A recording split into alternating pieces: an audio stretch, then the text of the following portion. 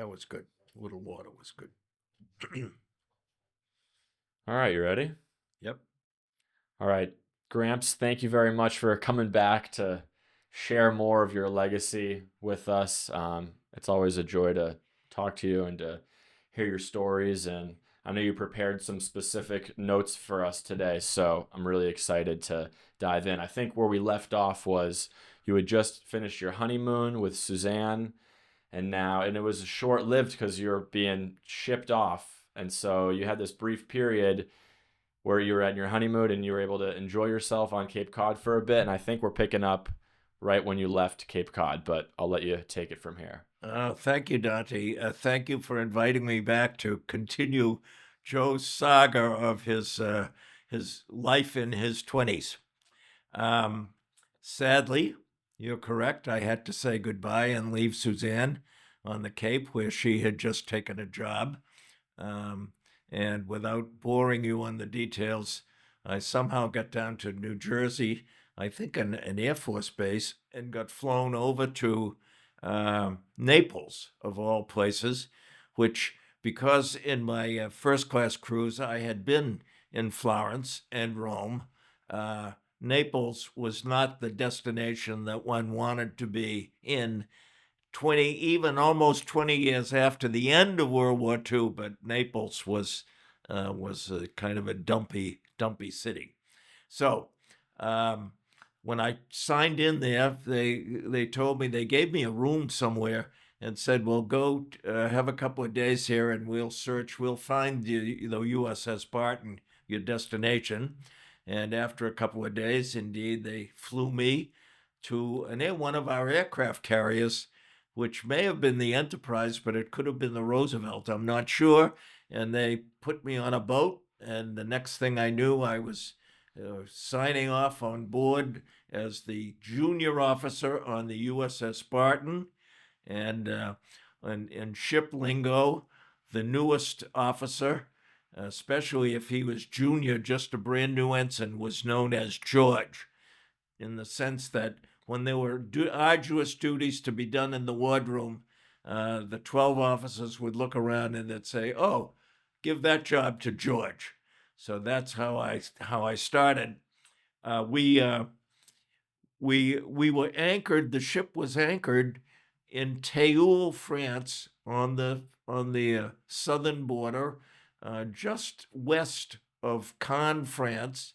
And it was a lovely place, and the guys hung out in a nice hotel there, and there was lots of beach time with French babes in their bikinis, and someone noted at one point this may have been the introduction to Americans to girls in bikinis. So again, remember, I just finished my honeymoon. So this was all quite fascinating. Poor timing. Yes. Well, yes, poor timing from my point of view. But I then spent this was mid July, really a month kind of acclimating myself to Barton and the wardroom. This was all new to me. And my job, I was relieving Lieutenant Roger Lauer, who was the ship's first lieutenant, and I was to become the first lieutenant in the weapons department. And because the ship was overcrowded, there was no space for me in the JO bunk room, and so for my first couple of weeks, I slept in the chief's quarters, which was different. So I was bedded down with the top enlisted chiefs in there. So that was another. All these things were quite interesting. And thankfully, having had 4 years of ardor at the United States Naval Academy, nothing could overwhelm me. So you just acclimated. That was the game of the day.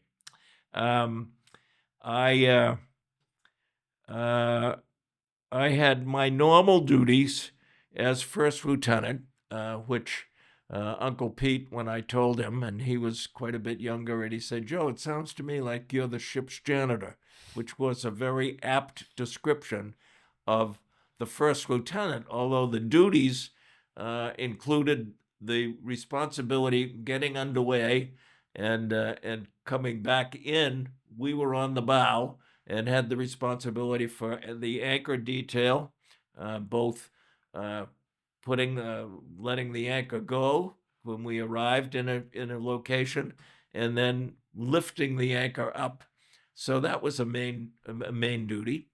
A second duty was the overseeing the refueling of the destroyer, which was an arduous detail. And I think there are some, should I say, there may be some photos that Dante you can show us of organizing. So I oversaw most of the sites when we refueled or replenished, or when we had highline details. And I believe we had a chaplain came over one time on the ship over the highline detail from wherever he was, came to the Barton probably to do a religious Sunday service.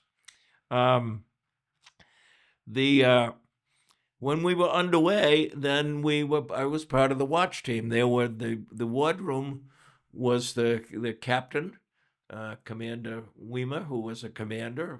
Lieutenant Commander Ackerman was the XO. And then we had 12 officers, and departments were the weapons department, of which I was there, the operations group, the engine group, the guys who handled the engineering space, and we had one supply corps officer on board as well. And so we formed watch teams, and 24 hours a day, whether at sea or in port, the watch teams were on duty, and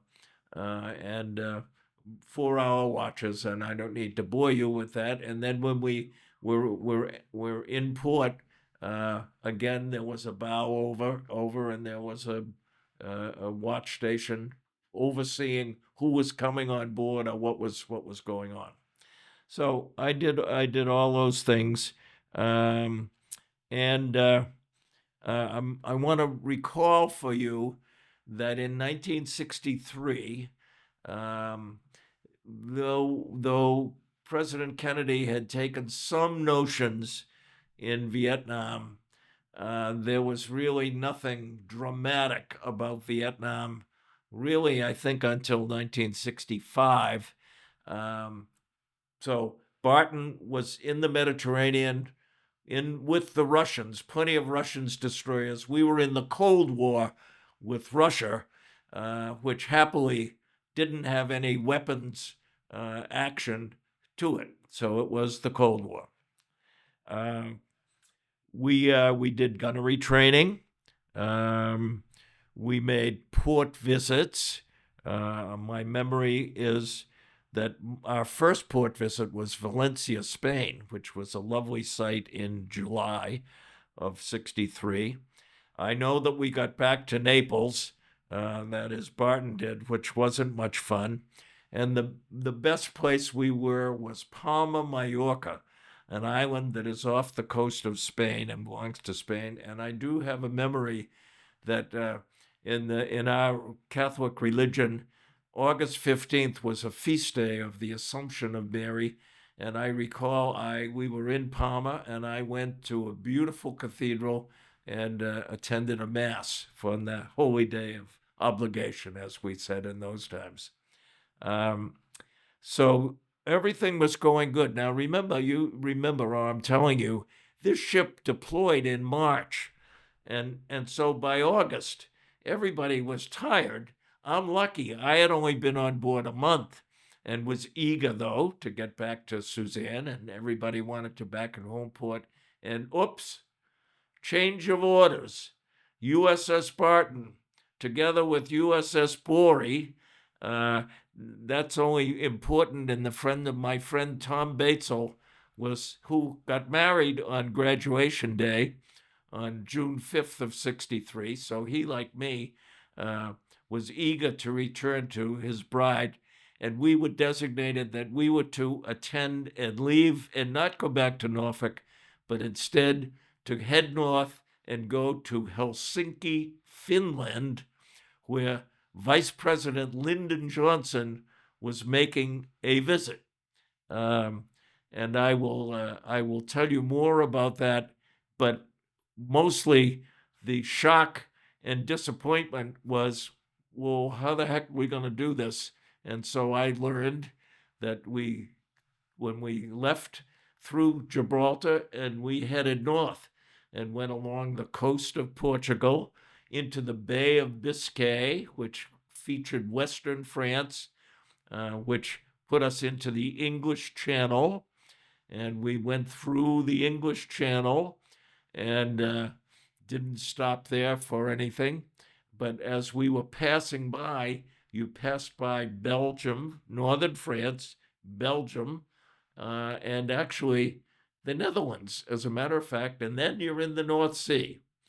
And how are you going to get to the Baltic? Well, the answer is you are going to go around Denmark, you are going to go up the Skagerrak and down the Kattegat and through the harbor and up there's a song. And we stayed and we got to port visit in Copenhagen. And then we were in the Baltic, and holy mackerel, Russian ship says, what is this American destroyer doing in our area, which was the Baltic Sea Fleet? Let me then say to you that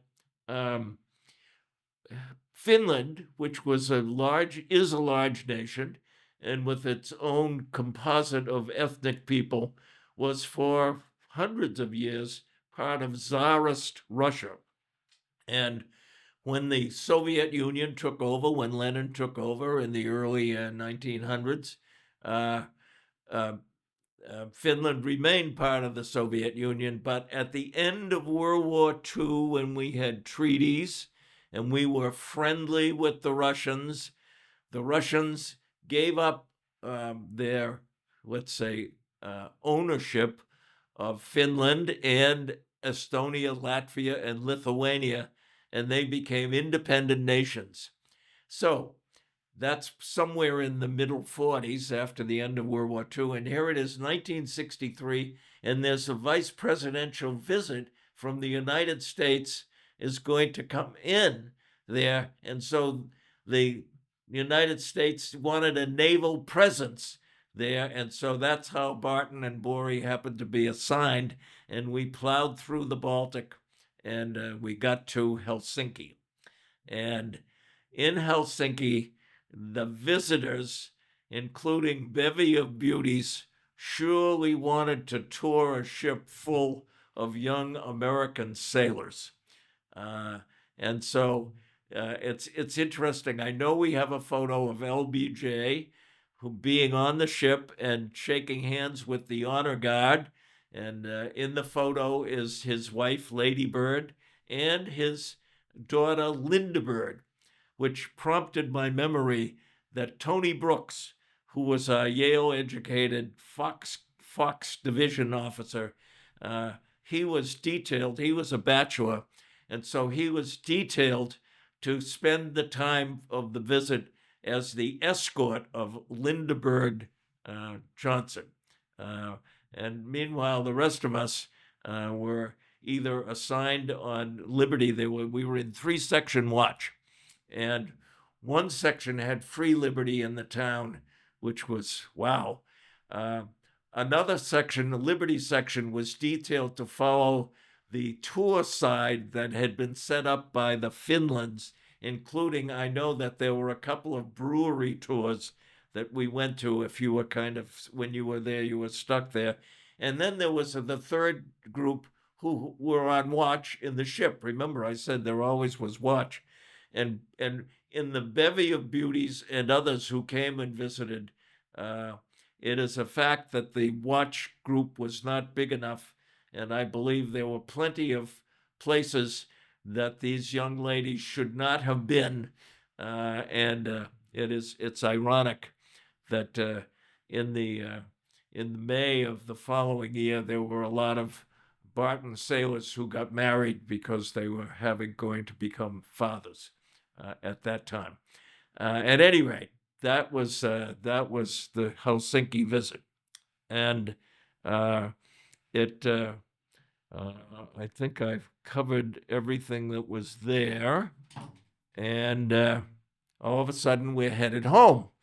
Except uh, we needed to be refueled and we needed to be replenished. This was this was all part of deployments and why the Navy kept on a whole fleet of auxiliary ships that were capable of keeping the fleet, the Sixth Fleet, or in the Asian in the Pacific War, the Seventh Fleet, replenished, and so we stopped instead of being replenished in Portsmouth, England. On the way, we were back in there. Oh, I forgot to say, instead of doing the reverse of the Kattegat Skagerrak, we were able to go through the Kiel Canal, which I think began in Denmark, but it went through Germany. And what I remember about doing that was worrying about making sure the water was deep enough. And as we were proceeding, there were gigantic merchant vessels. So I remember being on watch duty on one mid-watch, which is between midnight and 4, and in the opposite direction, we were up high. We were up at the top of the Barton on the bridge, and there was this gigantic ship on the port side coming through, and you could see its anchor as it was coming.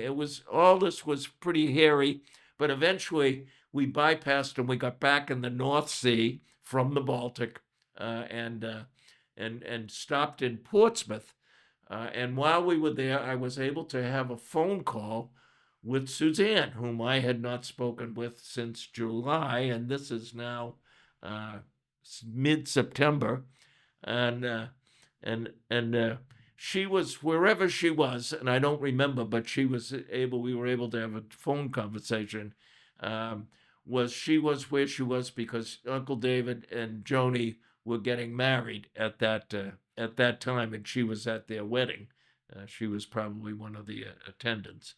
Anyway, we're off. We're back through the English Channel. We're in the Atlantic. I remember we stopped in the Azores again for replenishment, refuel, and then we continued on our way and we stopped in Bermuda, which is a long way from the Azores, but it was a lot closer to Norfolk. And again, I think we refueled and replenished, and then we were home. We got home, and magically, all that time while I was away, including these extra 3 weeks or so, Nana and Suzanne came to Norfolk, and they rented a furnished apartment. And Nana went home, and so Suzanne was waiting for me on the pier as we tied up to the destroyer and submarine pier, part of the Norfolk Naval Base, and there we were. Then we started. That was sort of the end of our first deployment. And how much extra time? How much longer did that first I think it deployment was extend? 3 weeks, to be So it honest. was an extra 3 weeks. It must have been mid-August because I know the dates say that LBJ was there on September the 6th or 7th. So he wasn't there much longer for the weekend. But then we had to come back through the Baltic and over the Atlantic because it was always a 10-day cruise from the Gibraltar to Norfolk, but this was added. So I think it was 3 weeks, and I believe it was early October when we arrived home, as opposed to early September, which was the original idea. So that was how it was. So all of a sudden we're kind of settling in. The ship is there. A third of the crew gets to go on leave, and by this time I was well comfortable as first lieutenant. But I don't think I said to this, we did not have a chief boatswain mate, and our leadership was not great in my department. Remember, and I'm a brand new ensign, And we had two first class who were leader, and without remembering their name, one was a drunk and the other was kind of a dope. But they were the leaders of the division, so it was dysfunctional.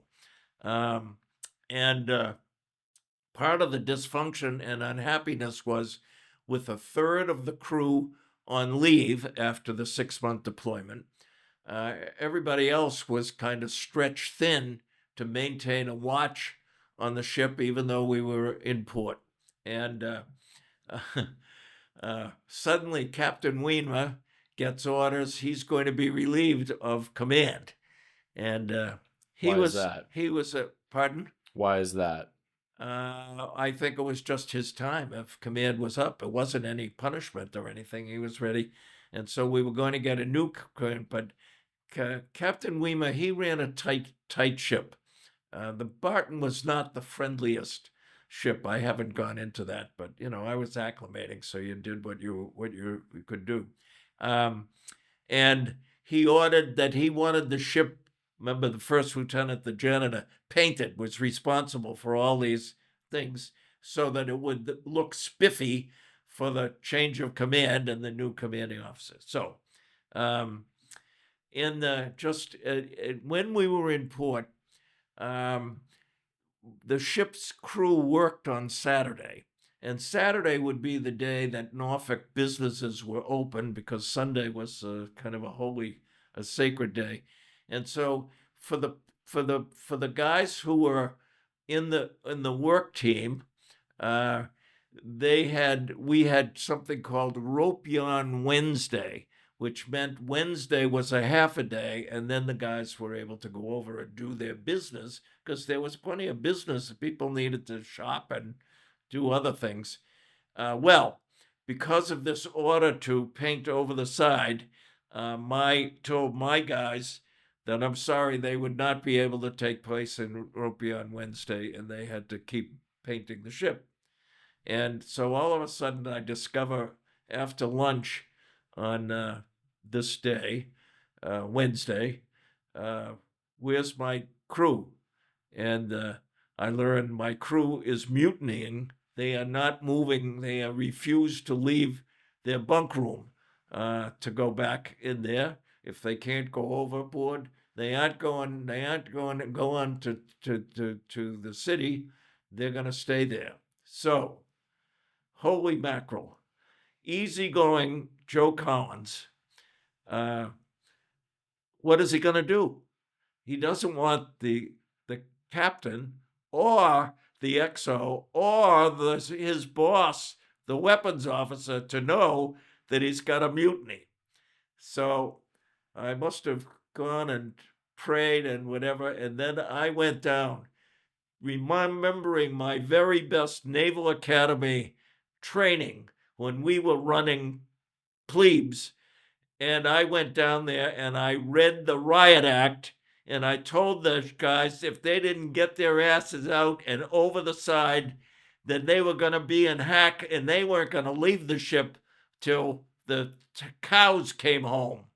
And then I stomped out and probably had a drink of water in the wardroom and probably prayed.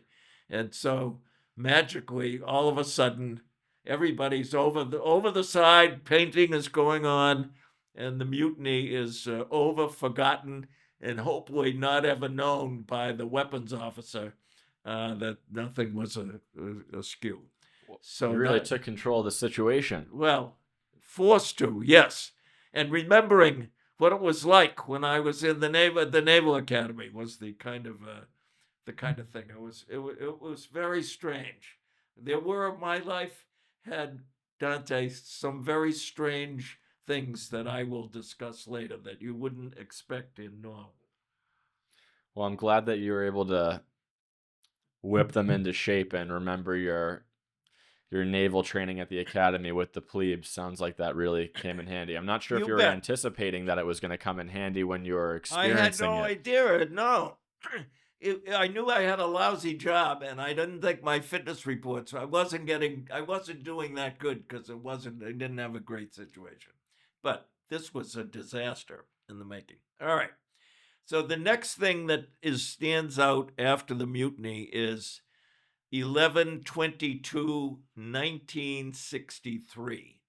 So people who are watching this, please try and remember what happened on that date, because from our point of view, and we were having an administrative exam, inspection, I guess would be, where the crew of some other ship came to evaluate Barton's readiness to stay in duty. And I guess I will inject here something from more recent, after I was retired and traveled around, and Grandma and I took a trip with Leo and Miriam Desmond, and we started in southern France in Toulon and walked up. The tour came up the coast, and we made a stop. We were headed for Paris, but we stopped at Normandy. So we're looking at the Normandy invasion and all the things that are left there, and of this most important historic day in the 20th century for the U.S. and the Allies. And someone said, Joe, come on up here. There's a plaque that shows what ships. You're a Navy man. What ships were engaged in the Normandy invasion? And I get up there, and by golly, isn't there a part of one of the signatures on there is the USS Barton, DD 722. I was stunned. I knew the ship had a lot of battle ribbons, but it was only commissioned in 1943. It was built in Bath Iron Works, but immediately was rushed in and was part of the fleet that was assembled for the Sixth Fleet for the Normandy invasion. And so that was a shock. But all of this is the reason that from 44 to 63, this was a tired destroyer. So anyway, that was part of where we were, and I'm not sure how I interrupted that part of what we were doing. I'm back to 11/22/63. Oh, okay. Oh, we were having this inspection, and we were not doing well, and it was a Friday, and suddenly the news comes out that President Kennedy has been shot. And again, this is on the ship. This is the same kind of thing was said, holy mackerel, we're not coming back to Norfolk. We got to go to Helsinki. What's the story? Are we going to war? And so the crew from the ship that was inspecting us leaves immediately. That's the end of an inspection. Thank God, because we were flunking the inspection. We just didn't have good readiness. But we were home. I had the weekend off. I remember we watched everything that pertained. Well, because around 5 o'clock on Friday, we learned that JFK died. And so we were glued to the television. And indeed, I remember we were watching when Jack Ruby shot Lee Harvey Oswald. It was right in front of us. The media was reporting. It was one of the things that was going on relative to arraignment of they had captured him. And on Monday morning, we all watched the funeral, and it was just how alarming. But in the end, it decided that it was just, which they're still arguing about today, it was not a Russian start to the war by killing the president. It was some crazed guy. So there are still secret messages that have not been revealed that maybe Hopefully President soon. Trump maybe will reveal, and we'll learn more about whether Lee Harvey Oswald acted alone, which is the key question. So that was we went through. There was nothing much to report while we were beyond there. Um, the We just did operated in the vacapes. Remember, destroyers did plane guard. I'm telling you, for aircraft carriers to protect, because they were doing training of new pilots and everything landing on the aircraft carrier.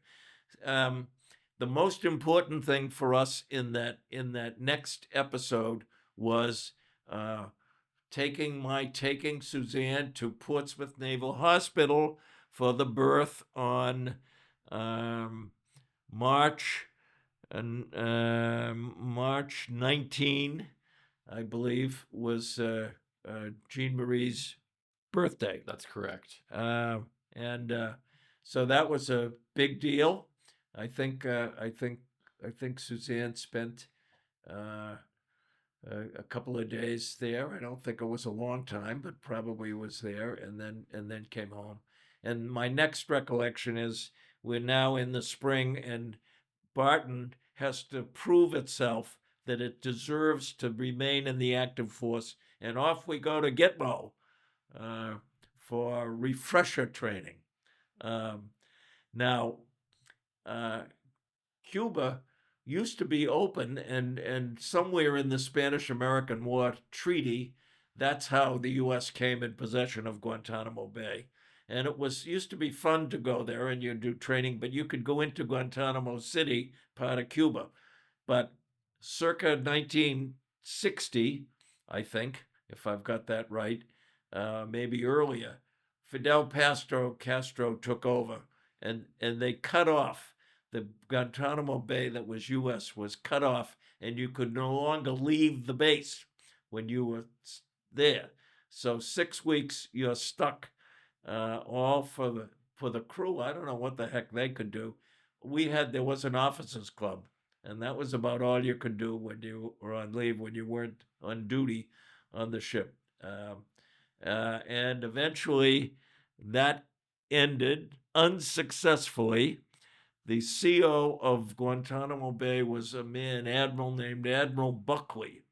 And Admiral Buckley was the individual, the PT commander, who rescued General Douglas MacArthur from the Philippines when the Japanese had taken over the Philippines. And his PT, Buckley's PT, brought General MacArthur to Australia, where he became and took over command of the Pacific War. So Admiral Buckley was not fun. He did not like the Barton. He didn't think we were ready, and so we couldn't wait to leave and say goodbye, Guantanamo Bay, back to Norfolk. So there we are, back again. And um, This was probably July, August of 64. We're now in 64. And to be honest, we had a miserable time because we were not fit, and we were set to deploy again for a 3-month deployment.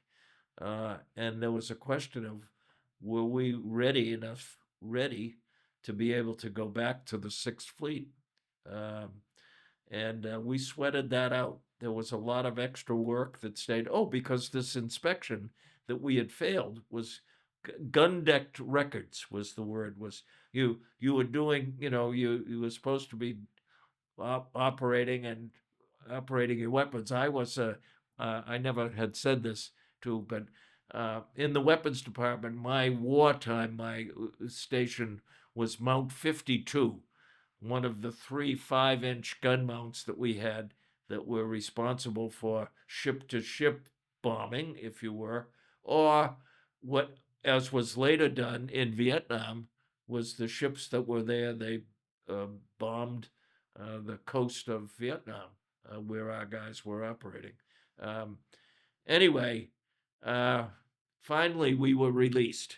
And so even though, again, it's sad, I'm going to go for 3 months, we were so relieved to be able to get there. And I think Suzanne went to Washington and stayed with David and Joni, as I recall.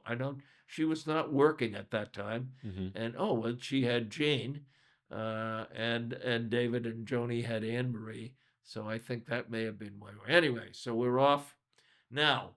Somewhere in this part, and again, I don't remember clearly, but I was relieved of my first lieutenant duties, much to my relief. You were And promoted? I was no, I wasn't promoted. I was changed. So there was a new position established, ship secretary and assistant navigator. The XO of the destroyer was the navigator. Our XO was not accomplished in navigating, and as I reported, Joe had just come back from navigating Gitmo and other things, and For those so who don't know, what is an XO? You say the the ship's XO. executive officer, the commanding officer, and the executive officer. So, not only is that, but we're going for a 3-month deployment, and Captain Ray, the new captain, who was much friendlier than Captain Weimer was, he wanted to write family grams to post them back from our 3-month deployment of telling them what was going on. So, Mr. Ship's secretary, who loved the idea of writing about what was going on, Dante, it's like me. I'm doing a podcast with you. It just fills that part of my persona to do the writing. And meanwhile, we're deployed, and so we have a 10-day evolution. And remember, this is before, I haven't said this, before GPS. Hmm. So when you're 10 days without sight of land, all you have to guide you are the stars and the sun line. And meanwhile, the way the ship worked on the bridge, and while we were there, the quartermasters retained from the time we left Norfolk and were out there, out of sight. So they tracked your speed and your direction. And as we changed, they would, on the charts, they were marking that along the way. And they relied on the dawn and sunrise and sunset star shooting and the noontime line on the sun to determine where were we as best we could, and then they would stop where they were and start again doing what was called dead reckoning, because that's what you're doing. You're hoping that you're going in the direction and that sometime you're going to see land and you're going to see lighthouses or something else that's on your chart, on the chart, so they can say, oh, here's where we are, and there's the Straits of Gibraltar, and adjust. So this was most pleasant. I love that deployment. And is there anything notable on that deployment? Yes.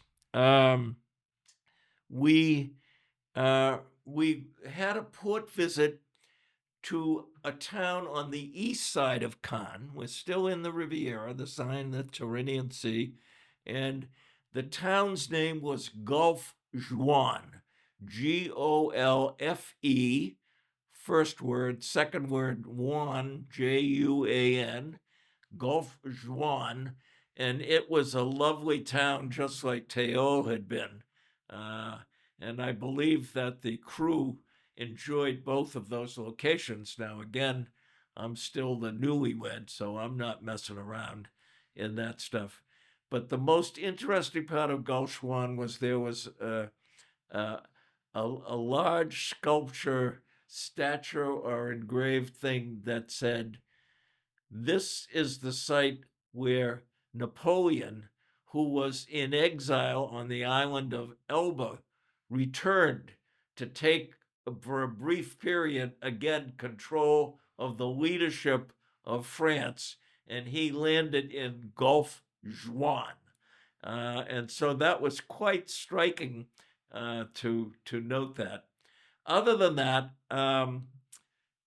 everything sort of went was was pretty good um, in there. Let me ask Hold you it, this. hold it. Yeah, go ahead. What? No, no, you go No, first. no, I'm forgetting. that, remember, we want to get home for Christmas. Mm-hmm. So this was a deployment to prove we were ready, although actually in the middle of that, the ship received orders that said they were no longer going to be part. When they got back to Norfolk, they were leaving the Second Fleet and going to become a reserve ship and be stationed somewhere else. So I'm telling you, the ship was tired. But here we are, eager to get back, and we have a final port visit in Alicante, Spain, which is still in the Mediterranean. And when we came into port and we were going to tie up, we weren't going to anchor. I was, just as the luck of the draw happened, I had the duty as the first watch, the OOD, the officer of the deck, and in the port visit, because we would tie up and there would be a platform that was there for people to get on and off the ship. And it was around noontime, and we were still assembling, getting in, tying up.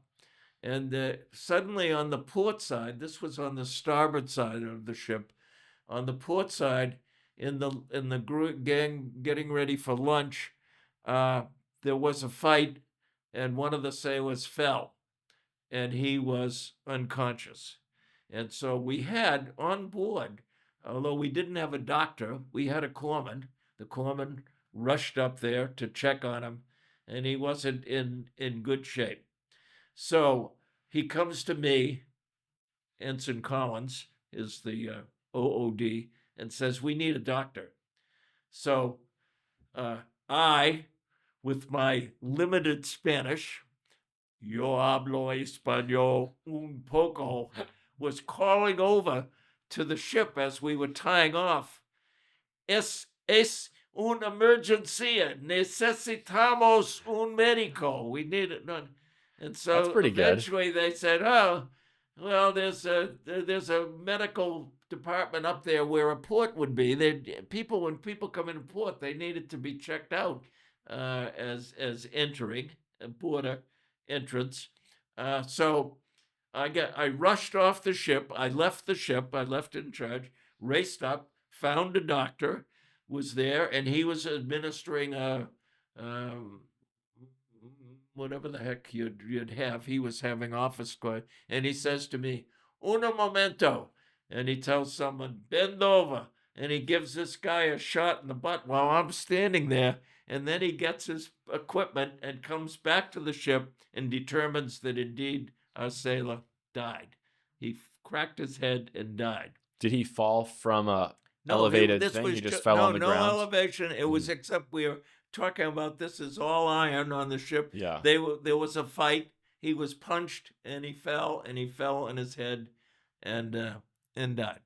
So Any idea what happened to the person who threw the punch? that's a good question. As a matter of fact, I don't know that anyone ever acknowledged that. That probably may not have been asked, although maybe it was. I don't remember, Dante. Good question. There's something I don't remember. But what I do remember is that we are quarantined. The Barton is quarantined. Remember, we're ready, trying to get home for Christmas, and we are quarantined because it isn't clear whether this sailor was murdered. Was there a murder? So we're stuck. How are we going to get out of quarantine? Well, it turns out, interestingly, that on these ships, when you're deployed, apparently the captain had a special fund for emergencies. And so I was the only officer on this ship who had any Spanish knowledge, as little as it was of me. The supply corps officer had access to the money. And so the captain said, "All right, so go find someone. We got to get a clearance to get out of here. And we need to get the body back to his family in Grand Rapids, Michigan." Things that you remember that were there. So Lieutenant J.G. Marcus and Ensign Collins go find a funeral home. And we explain our problema. Hopefully, maybe someone spoke a little English. I don't remember how. Marcus didn't speak any. But anyway, some cashish money exchanged hands, and all of a sudden, Madrid is contacted and give us a release that, in fact, that this was an accidental death and it was not murder, and there's no reason to quarantine Barton. So the captain is relieved, but he says, but I'm going to go out and make sure with this body and make sure it gets on an aircraft and is going home. And so we're still waiting there, everybody waiting. I recall this, that whenever he came back, however, he got maybe an ambulance, returned to the ship, Captain Ray, and says, all right, let's get underway. So all of a sudden we go to a special sea and anchor detail. We've dropped the lines and we head down around the coast to go back into Gibraltar, and off we go back to Norfolk. And indeed, we did make it back. And while that all was transpiring, somewhere in addition to the Barton being sent to the reserve fleet, Ensign Collins, who is the only regular officer on this ship, all the other officers were reserve officers who had contracts. But as a regular, I'm a career-bound officer. So I have to decide to when I'm going to leave, if I'm going to leave, or am I going to go. I'm supposed to aspire to be a destroyer captain, which wasn't high on my personal agenda. Nonetheless, I'm transferred as soon as we get back, right after Christmas and New Year's, to transfer it to the pre-commissioning detail of the USS America, the newest CVA 66, which is going to be commissioned on January 23rd, 1965. And so that's where I'm destined. And the last thing that I remember is we did have Christmas, a farewell Christmas dinner party that they threw for me, and Suzanne came, and Jean Marie, who was 9 months old, and we had a farewell dinner on board the Barton, and that's it. Off we go. I'm going. The next phase is going to the America. Can Wow. we pause for a moment? Absolutely. Okay. All right, so we've covered your adventures on the USS Barton. Am I saying that right? Yes. USS Barton. And now we're moving into the chapter of the USS America. Correct. Okay. So, as I have said before, my fitness reports on the Barton were not very good. I was a very mediocre officer assignment. It all was part of the tired Barton more than it was the inept Ensign Collins. So suddenly I'm on the America, 5,000 crew, 500 officers, and I interview with, I'm the last officer reporting, and I go see the XO of the ship. And he meets me, and I introduce myself. And he said, we've got a full crew. We could use an extra officer in any department. Now, my heart sinks when he tells me that, because being extra anything on a carrier is the kiss of death if you are an aspiring position to be a destroyer captain, because you ain't going nowhere. And I knew I had not done very well on the Barton. So I said, well, sir, I just have returned. I just had done navigated both directions in the last 2 months of the Atlantic, and I feel very comfortable and confident of my navigation skills, which were honed at the Naval Academy in Annapolis. And so I would be happy to be in the navigation department. So he says, "Oh, great! We have 3 officers in the navigation department, but as I said, we could use an extra man anywhere." So I go home and tell this to Suzanne. Now the reality is that the XO and the assistant navigator are both pilots who are doing as their career oriented. If they aspire to be commanders of an air wing, they needed to do ship time as opposed to just flying Navy aircraft. And so they're doing that, but neither one of them, neither the navigator nor the assistant navigator, were very familiar with navigation.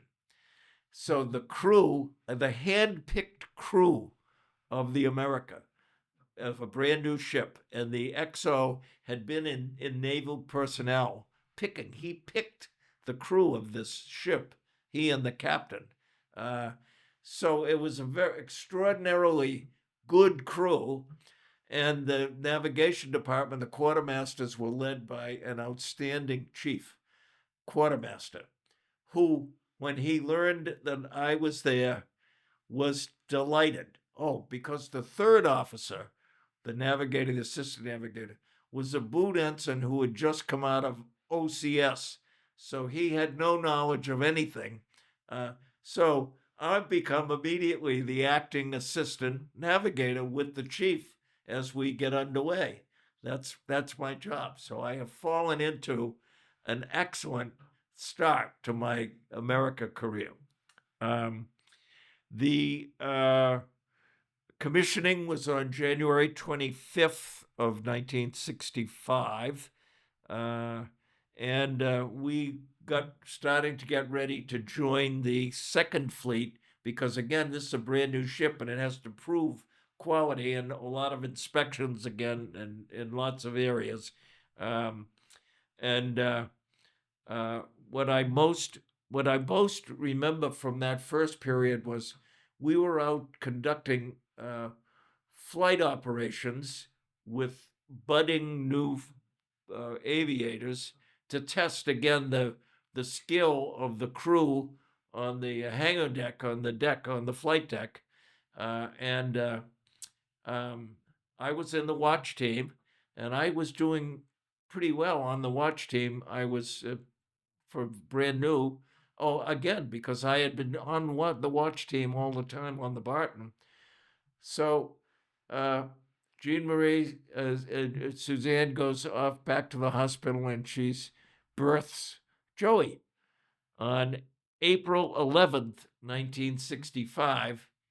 And so I say, well, I'd like to take leave. And whoever, the captain, whoever was running says, no, you're too valuable. We'll send you on the cod, the regular flight that came each day, brought mail and that. You can go visit them, but then you have to come back because we need you on to lead your watch team. So I say, holy mackerel.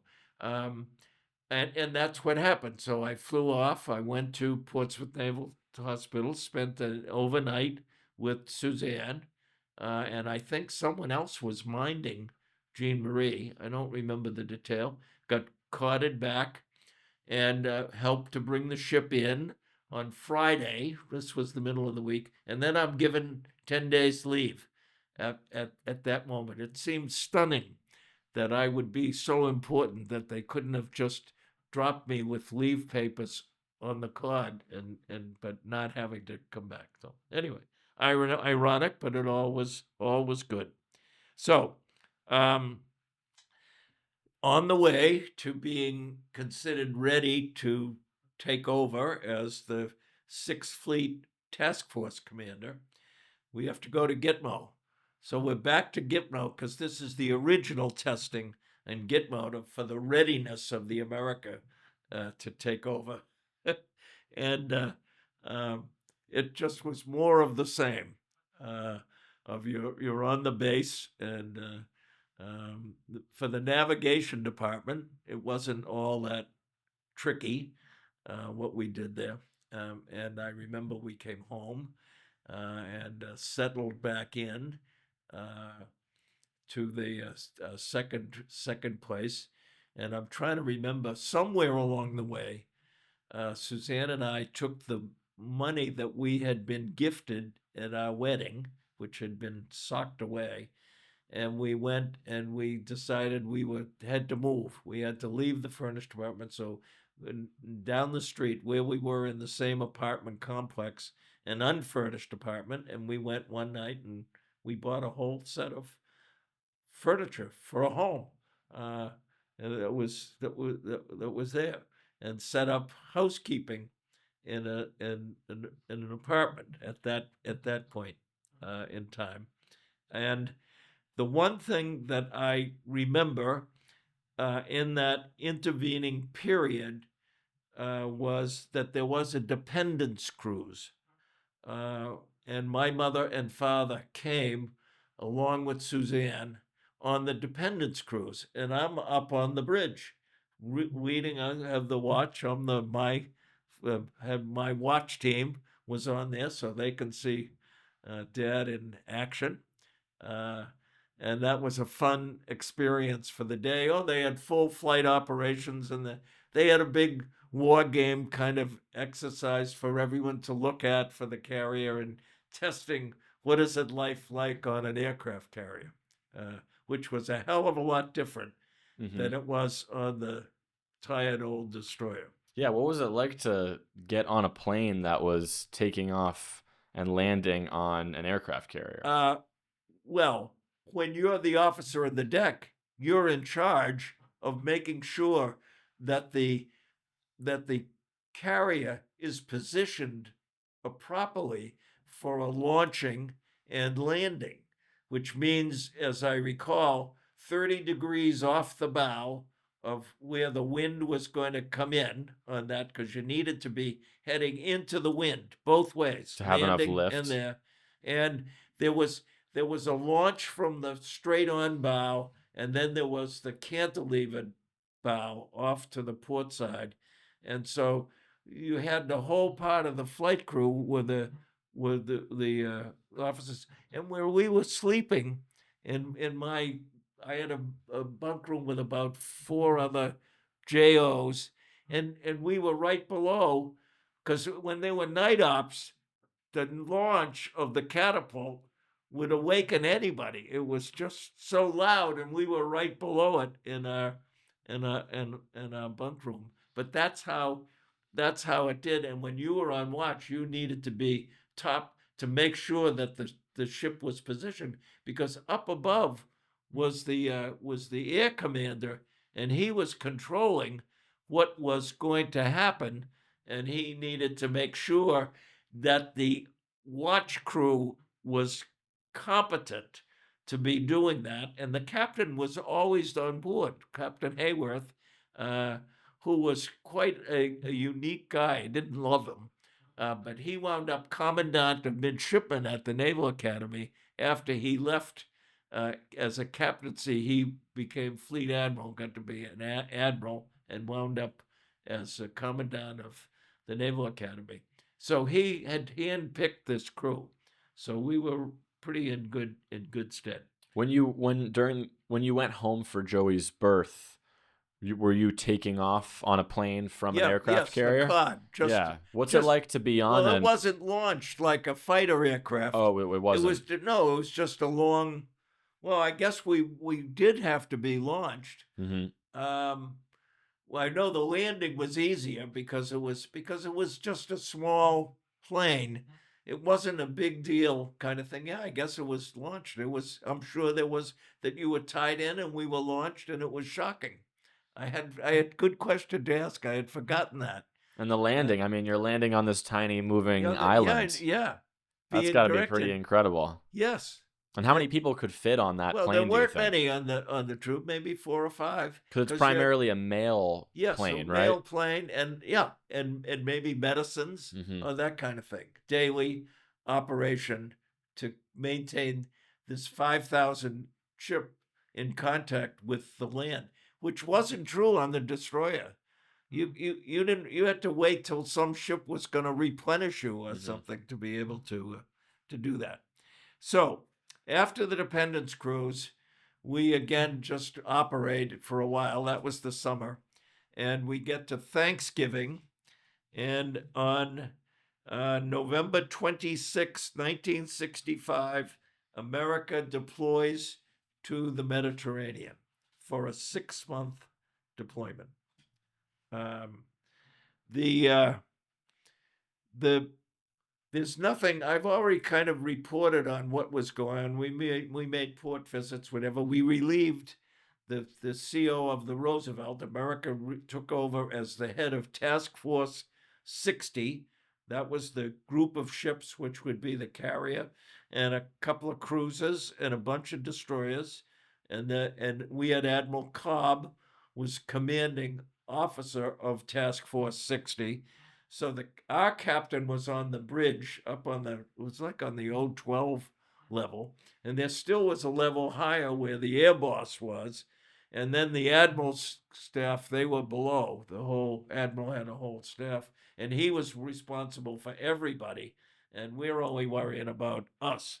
Was the kind of thing, and um, and so we deployed, and we were over there, and we visited places. I know, uh, I don't remember any place. I know. Oh, I did. We did Christmas. Remember, this was after Thanksgiving, so we did Christmas in Naples. Not the best place to be. About 10 days, we were anchored out there, and anchor. And when you were anchored, there was a full watch team that was on the bridge to make sure that the anchor didn't move and that we were drifting or something.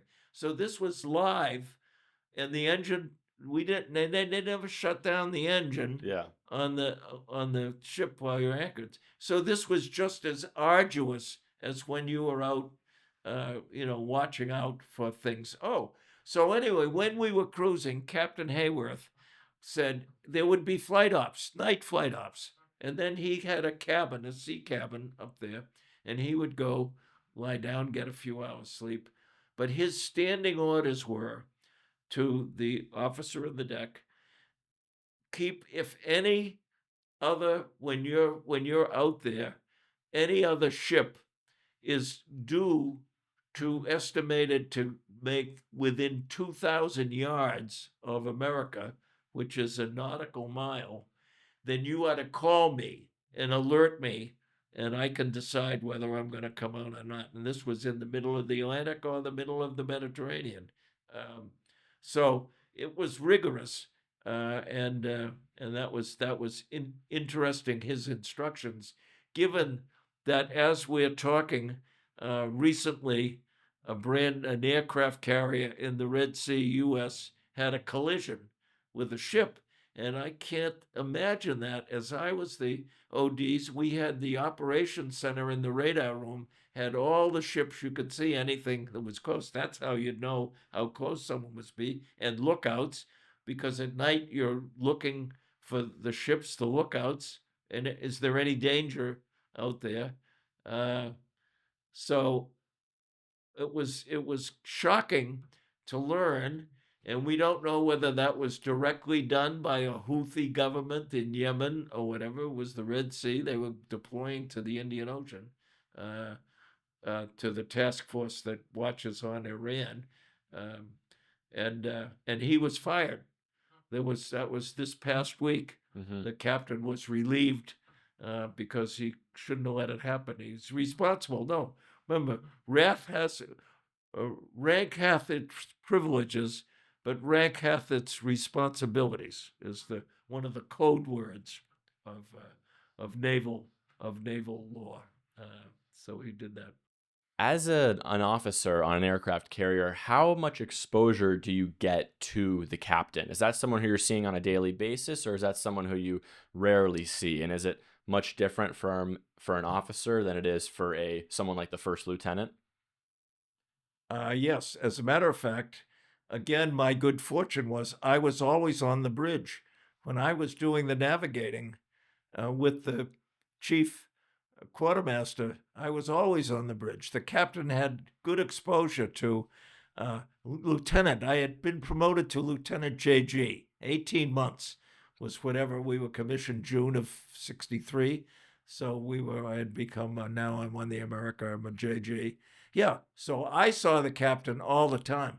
That was not the case on the Barton. Okay. Even when you were the watch officer, unless the captain was particularly vexus and he was in his captain chair, often if you were just kind of like crossing the bed, he wasn't paying attention to that.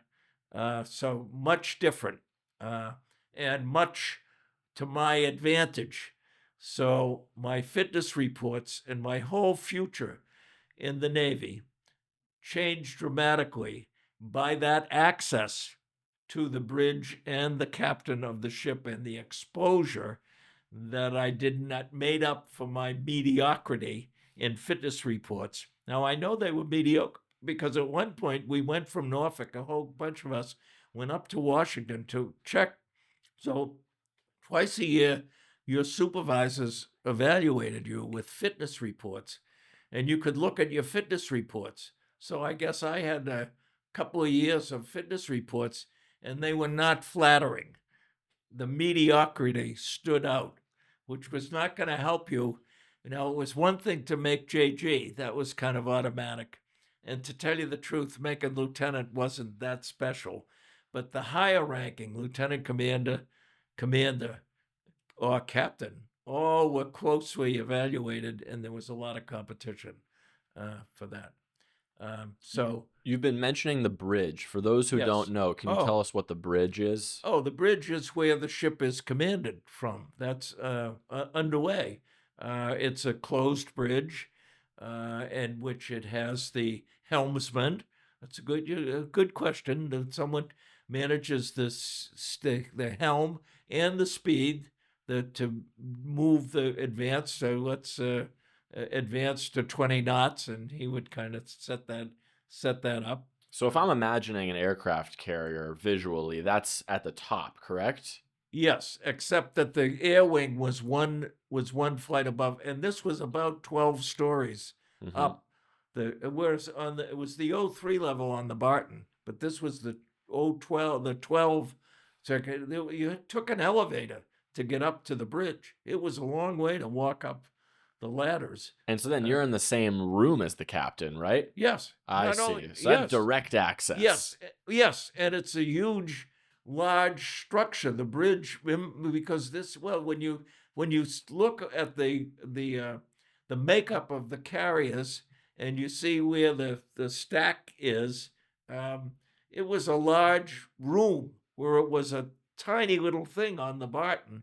Because in addition to the helmsman and I've forgotten what the teletype where you got the speed adjustment on there, and there are two different people, and crewmen who did that, and lookouts who were up there on the bridge. But on the America, the bridge is vast, and so it was very comfortable. I guess the carrier bridge was quite comfortable in the moving off, and the quartermasters had a large table, very cushy.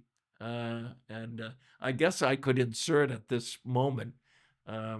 So what happened is the last two conventional air carriers were the America and the John F. Kennedy, number 66 and 67, because the earlier number 65, the USS Enterprise, was the first nuclear ship, the first nuclear carrier.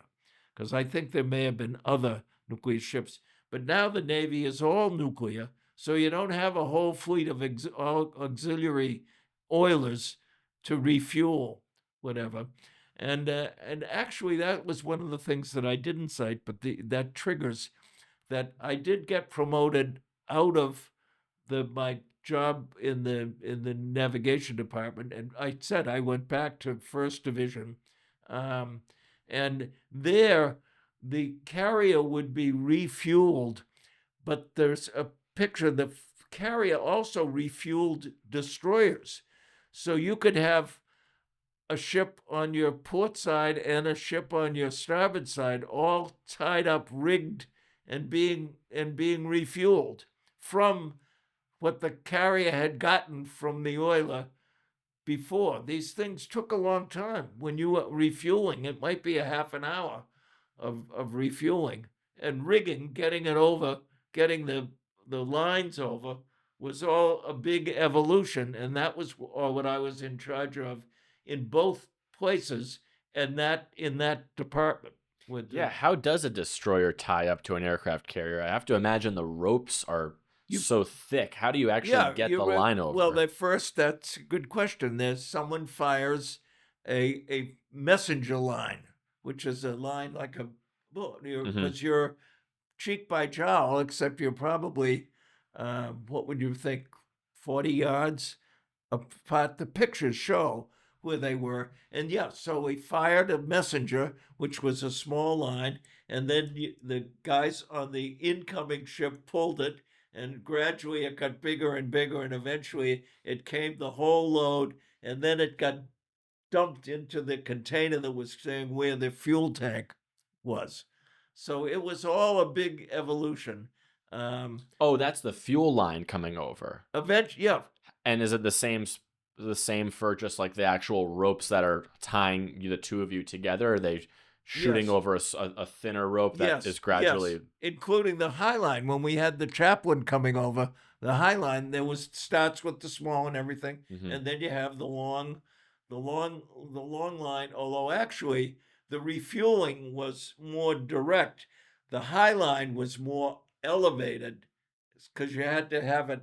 You had to be because you've got this guy being carried over in a cart on the High Line that is being manually drawn over there. There's a one of the photos I have shows you that evolution of there. But these are big deal things. Yeah. So you don't take for granted uh, the first lieutenant um, and the job of his deck crew because they had to handle all that. That was what the deck crew was their duties were, bosun mates. That was what they were for. Whereas gunners mates were the guys who were inside the mounts. We had 3 5-inch gun mounts, and on the O1 level, we had 2 open 3-inch uh, mounts. And gunners mates directed all of that and the weapons, and we got rearmed sometimes after firing if you were doing an exercise and everything, and then you needed more um, I'm saying bullets, but that's not the right word for what they Ammunition. did. Yeah, ammo, and ammo. And a matter of fact, the ships were called ammo auxiliary ships. I've forgotten what the acronym was.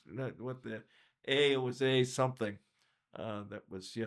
So you had refueling, you had replenishment with food stuffs, and you had rearming. All of those things took place. Um, so I think the what I've now kind of been through. I'm done with my deck department. But I'm on seeing the captain on the watch team, uh, and we had. I got fortunate enough to be get as a still a JG the sea detail officer of the deck, which is the number one system when you're entering or exiting port, or the general quarters officer of the deck, which is the gunnery when you're having operations that you're having war things. That was whereas just the regular watch maintained catapult launches and landing, but this was wartime, whatever. So again, my exposure to the captain in these things was unusually strong. Um, uh, and somewhere along the way, and I don't remember exactly when, I got transferred to still in the weapons department, but someone must have been uh, left the ship, and they said, "Oh well, we can." Collins is just sitting there, and the division officer. I was assigned to be the Terrier battery officer, Terrier missile battery officer in charge of that division, which meant you had to go into the secret quarters of where the weapons were on the. I never pointed out that there's a flight deck on the carrier. There's a big hangar deck, which was where the commissioning took place. A giant. The hangar deck was where all the action was and where the planes were stored when they weren't being launched. Uh, and and independent of that were these secret spaces that were classified that you needed special access. And sort of as the Terrier missile battery officer, I was able to do that. And we loaded, that was special Terrier missiles coming on, which was the armament other than the aircraft of the carrier.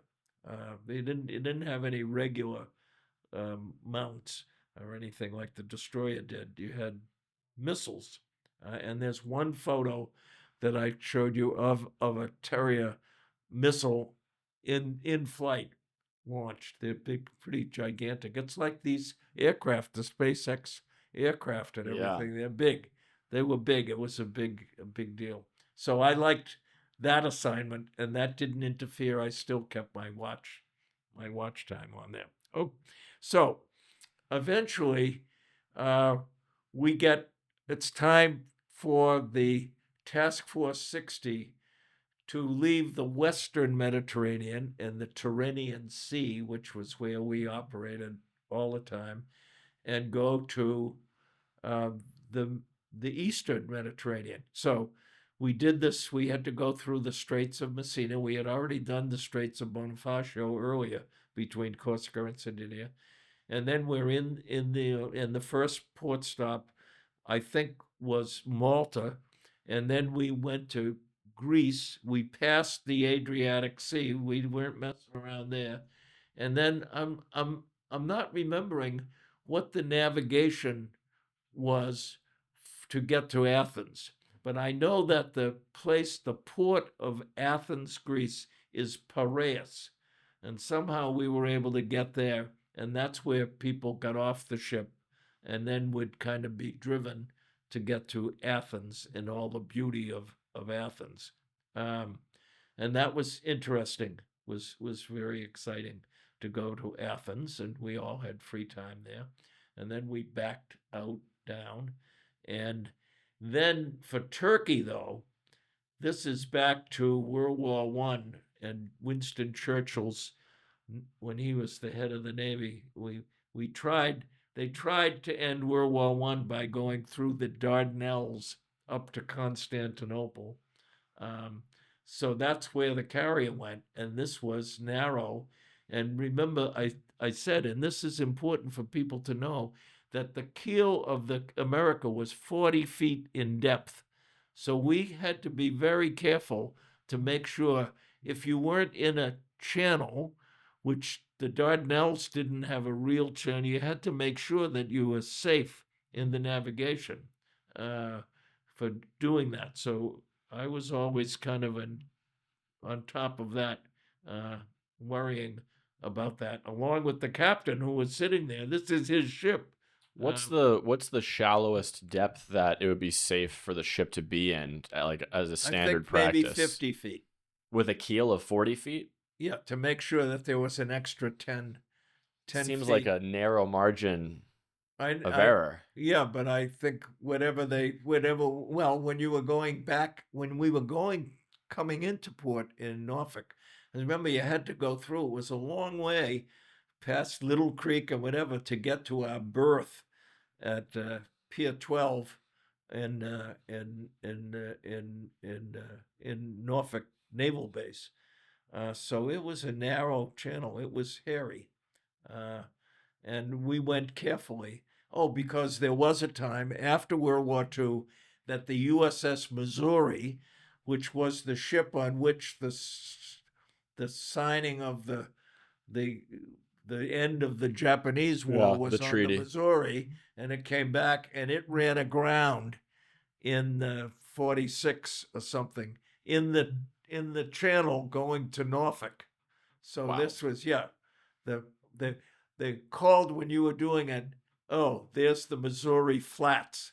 That's what it was called. That the depth wasn't deep enough for them. So all these evolutions were hairy, so they were putting a lot of responsibility on young officers because most of the people on the carrier were not experienced in in navigation. So the destroyer experience was very valuable in how to get in and out of places that was there. And frankly, one of the reasons that I never aspired to be a destroyer captain was that I wasn't that comfortable with my skill in backing out of things. And you needed that knowledge of the engineering system of how you could do that. And that was not, I said, I'm not sure I'm up to wanting to be captain of a destroyer.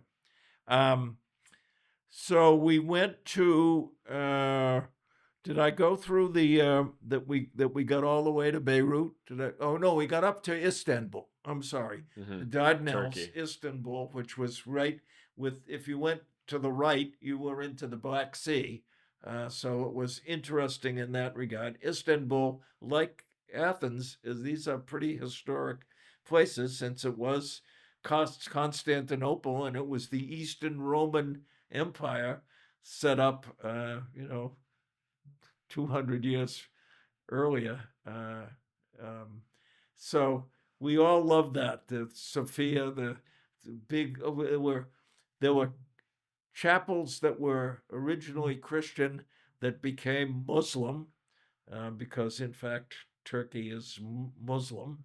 Uh, so it was all these things were just enlightening, interesting, and there were plenty of bars and plenty of stuff. But that part was not really in my world. I was probably writing Suzanne letters and then sealing them with a kiss, and I'd get back letters with her lipstick sealed with a kiss because that's what we had. Um, our communication, and we wound up going all the way to Beirut. And the truth was that, 10 years earlier, Marines were landing in '56 in Lebanon, over some disruption that occurred, some Middle Eastern conflict that was there, and this was just a beautiful. But at that brief moment in time, Beirut was the Paris of the East, and we did one night. We had, when we were on there was a tour, and we went to nightclubs and, out on the outer rim in the dark of Beirut, out in the because it was mountainous area. That was really fabulous, and it's long since been no more. That, Lebanon has been a disaster for 50 years, since then. But remembering that was what we said. Um, so I think,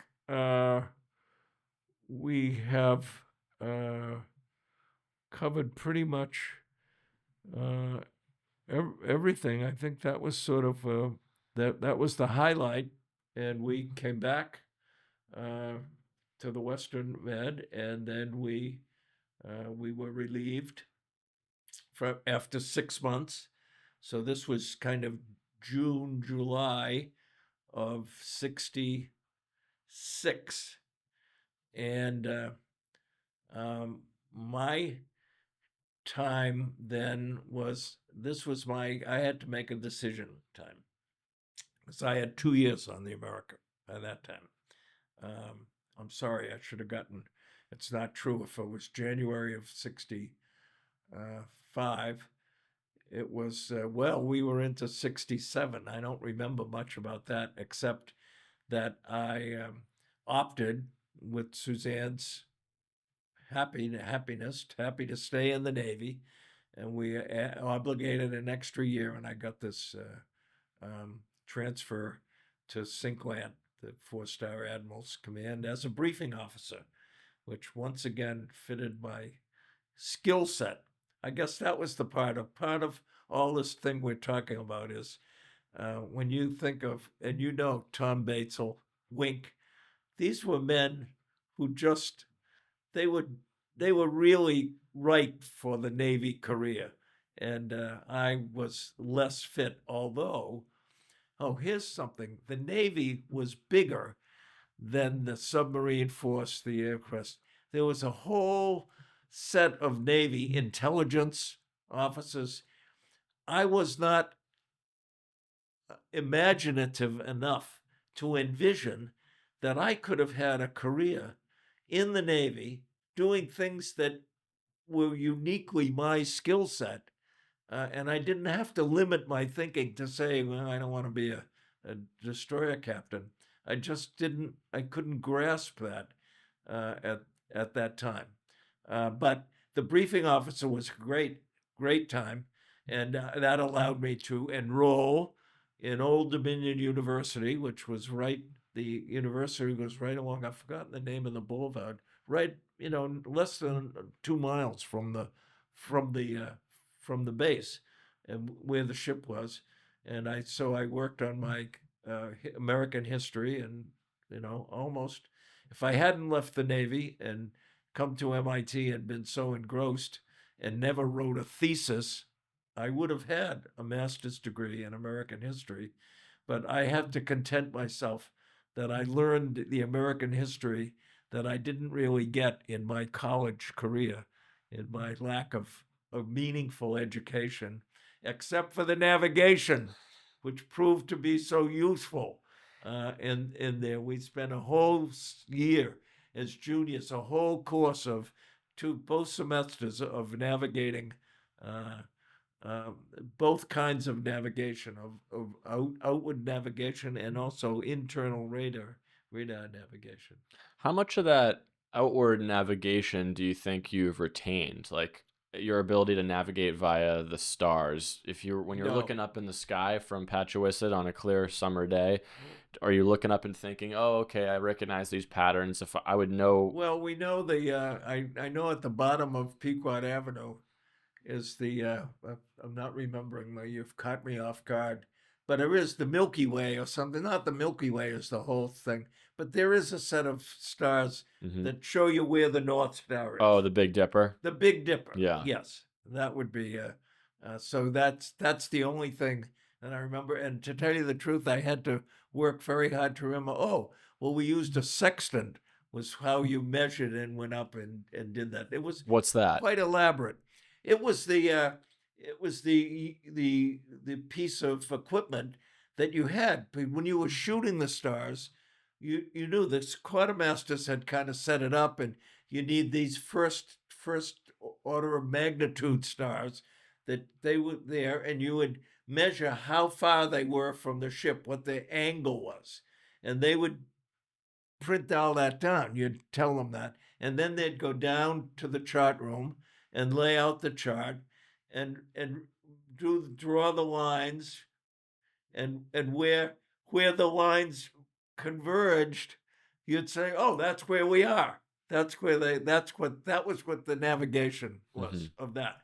That's the sun at noon was like a local apparent noon. Again, you use the sextant, but it would tell you what your longitude was. That was what the sun was good for. Um, the sunrise and sunset were to print down where you were exactly, but the other adjusted that your longitude was there, because remember, this is all dead reckoning. Mm-hmm. You have no land. That's why lighthouses were important to everything in any kind of naval level. Something that was big enough, that was marked in a chart, that would help someone tell you where you were, which is true of Woods Hole or anything else. But with GPS, it's all become magic, and it isn't. You don't have to do that manual navigation anymore. A lost art. A lost art, indeed. So while you're on the USS Barton and then you move to the USS America, throughout your time on these two big naval ships, what is Suzanne doing at home? Suzanne at that time is taking care of two babies and a third on the way, because in 1967, in May, I think May 9th might be Tim's birthday. Timmy was born. So there we are. Then we have three children. I've made 2 deployments, and I've been long deployments to Gitmo, and somehow we have time to make babies, uh, which must have been part of our Catholicism, and it's kind of it's kind of a mystery. We were not seeking any or all of those children. They just came. That's what it was. And on my brief time together. So I often think that it probably was that I was 21 and then 22, and Suzanne started at 22 and 23 at 24, were very fertile, that she was very fertile, and my sperm was strong enough to generate babies. But anyway, it was these were not the happiest of things, of welcomes, when you learn that we're gonna have another one. And well, but eventually we left Harvard Street, which was the street where both the furnished apartment and the unfurnished apartment are, and we rented a home in outer West Virginia Beach. I'm not remembering whether we were still in Norfolk. I'm not sure whether we were in Norfolk or Virginia Beach, but it was a nice neighborhood, and that's where we raised our family. In '68, just as we're about ready to leave, comes Noel. But up to that time, from '64 to '69, you had Jane, Joey, and Timmy. And Timmy was a devil. He would not stay in the yard where he was. And if you didn't keep your eye on him 100% or put him in a harness, which I believe we had to at sometimes, he was up and over the fence. And you'd say, "Where's Timmy? He's lost." And he'd be somewhere else across the street in someone's yard on a swing somewhere. He was a challenge. Gene was always sort of the boss, in a way, and Joey was a free spirit, but he was not uncontrollable like his younger brother. And in fact, the one incident with Joey was he was on his bicycle one time, and he got lost, and he said he didn't know how to get back to his house, and so someone called the police, and so he was brought back in a police vehicle with his bicycle in the trunk, because he got lost. That was scary, to do that, but that was the only notable thing other than Timmy going around. And we had nice neighbors, and they had kids the same age, so I think everyone had a happy time. As I've said independently, it goes with home life too. I never awakened any morning and said, "Oh, why am I here?" "I don't want to go to work today," or "Oh, I have to take care of the kids today." But Suzanne was such a blessing. We never had any difficulty, and in my reflection, as her second anniversary is this coming Monday, I think about she was so skillful, and I was not. I was not a Timmy, not a dynamic leader. That she kind of guided us through raising children, and I was lucky. I had a job, and was good, and I liked the kids. There wasn't any animosity, but she was definitely skillful in maintaining our marriage through all its years. And as I say, I tell the kids, I said, I don't remember we ever had an argument. And they'd say, "Oh, Dad, you're not remembering. You had arguments." But my mind does not remember that. There was never a moment that I said, "Oh, why am I married?" Or no, that she never said, "Why are we married?" I think we just were very blessed, along with having good jobs. And then once we didn't even see. We were 5 years till Jessica in 72. And then, so that was more prolonged schooling and growing up in Milton. And when Jessica went to kindergarten, I believe, uh, Suzanne, who was an accomplished teacher and had taught a year, she gave up her career. She was trained at Fordham University as a teacher, and she had taught a year. And so she said she went back to work. But up to that time, she had been caring for the family. Uh, and so she became an accomplished and much loved uh, teacher. You know that at this engagement party that we were at, one of the some now a policeman, a rugged looking guy, said that Suzanne was his Mrs. Collins, his third grade teacher at St. Mary of the Hill in Milton. That was kind of a pleasant surprise to see that. I think he also said that she was the first teacher to not beat him. Oh, did he say that? Apparently, that's what he said. Okay. Oh, how interesting. So extra accolades. Oh, yeah. For Grandma. Her skill. Well, this was her skill. My reflection is I grew up not knowing any women really other than my mother. And she had 4 brothers, 2 older, 2 younger. And so she was familiar with the world of men in a way that I was not at all familiar with the way of women. So I think she guided things along in our life so subtly that I didn't know I was being guided on how to be a husband and a father to do that. So I think that's really a lot of that's Suzanne, and lost and loved by everyone. And if I can throw it in here, so she went back to teaching. But independent of that, she was active in the Milton League of Women Voters and somehow rose in that program because she had real leadership skills in her subtle way and was president of the Milton League of Women Voters when there was the planning board was 5 members and 1 member left, quit, or died, something. And so she was the president of the League of Women Voters, and they must have said to each other, gee, we could use a woman on the board. We got to broaden a little bit. And so she was appointed to the planning board and enjoyed it. And then came the winter of 78 with the election. March was the month for Milton's election.